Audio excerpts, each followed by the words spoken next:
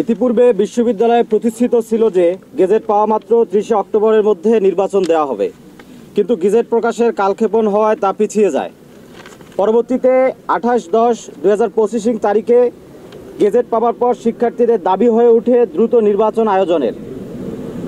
উপাচার্য মহোদয় এবছরেই ব্রাকসু নির্বাচন এবং সে অনুযায়ী আজকের সিন্ডিকেট সভায় নির্বাচন কমিশন গঠনের প্রতিশ্রুতি দিলেও আমরা খুব উদ্বেগের সহিত লক্ষ্য করছি যে বেগম রোকেয়া বিশ্ববিদ্যালয় রংপুরের ছাত্র সংসদ আইন বা বিধি সংশোধনের দাবি তুলে একটি মহল তারা নির্বাচন ও শিক্ষার্থীদের অধিকার আদায়ের এই প্ল্যাটফর্মটিকে বিলম্বিত ও বানচালের অপচেষ্টায় লিপ্ত রয়েছে।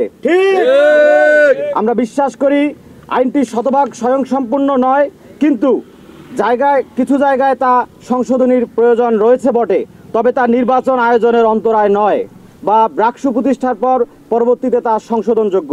সুতরাং অনতিবিলম্বে নির্বাচন কমিশন গঠন ও তফসিল ঘোষণা করে আগামী 1 মাসের মধ্যে ব্রাকসু নির্বাচন সম্পন্ন করে ব্রাকসুর অগ্রযাত্রাকে ত্বরান্বিত করা হোক। যদি তা না করা হয় তবে শিক্ষার্থীদের অধিকার তারা ছিনিয়ে নিতে কখনোই পিছুপা হবে না।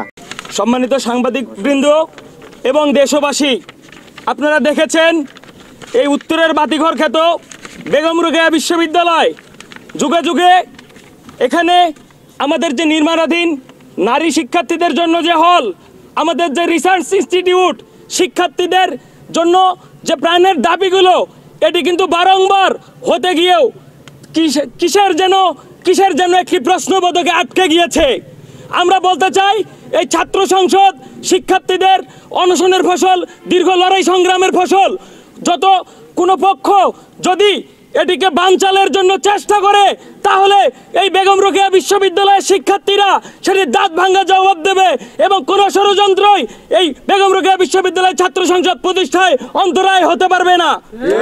আমরা প্রশাসনকে আরেকবার মনে করিয়ে দিতে চাই যে কোনো ধরনের কালক্ষেপণ না করে অনতিবিলম্বে যথাযথ প্রক্রিয়া গঠনের মাধ্যমে বেগম রোকেয়া বিশ্ববিদ্যালয়ের ছাত্র সংসদ ব্রাকসু নির্বাচন আয়োজন করতে হবে।